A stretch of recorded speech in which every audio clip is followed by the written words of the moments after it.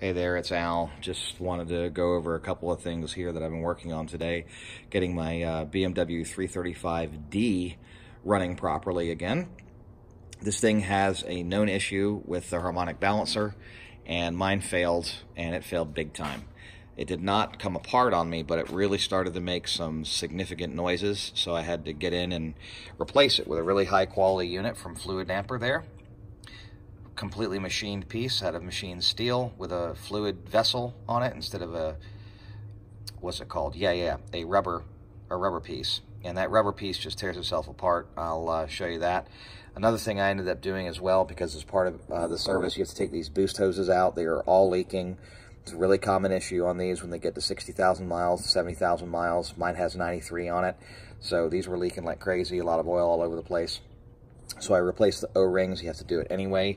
Here on that, this is the post-charge side. This is the charge side coming right out of the turbo. That's why it has that special orange hose. It's much more heat resistant.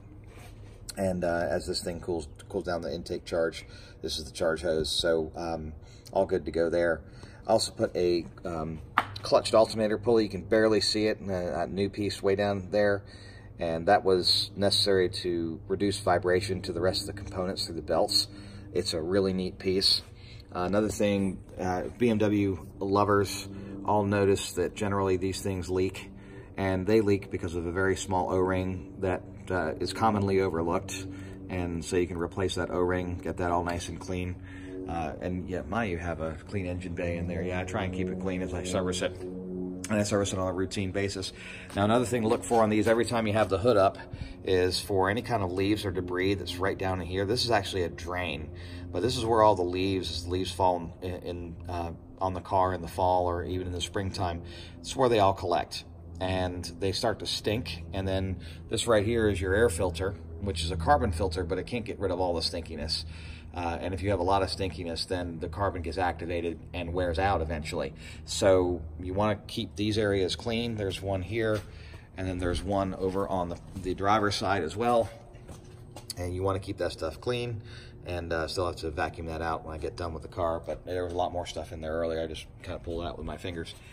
Let's get to the harmonic balancer failure.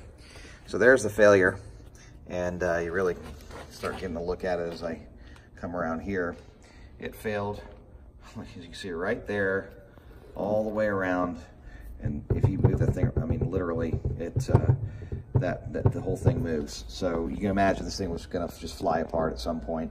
And usually what happens is that rubber just completely disintegrates, and then it actually won't drive the accessories. So again, lots of specialty tools that we had. You can rent them, but I chose to buy them because they're really not that expensive. And who knows, I might have an X5 with an M57 engine in it at some point. So a couple of things is your pick. Pick is a really, really important piece to have for loosening up the clips for the intercooler pipes. This is your best friend in order to get that done.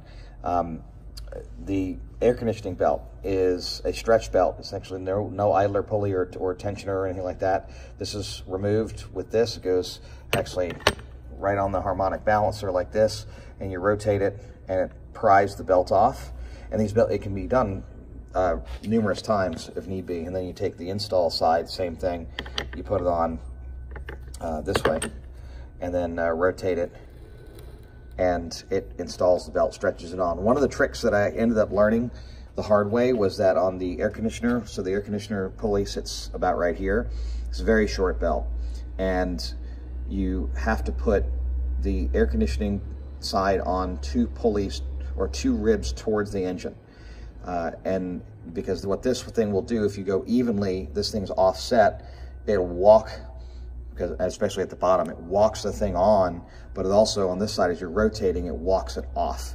And so you'll have it halfway off, you know, sitting on the very front of the air conditioning pulley. I had learned that technique. That took some doing a couple of times.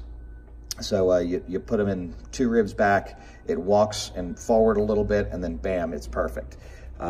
So that's another little trick of the trade. So there's a really neat little tool.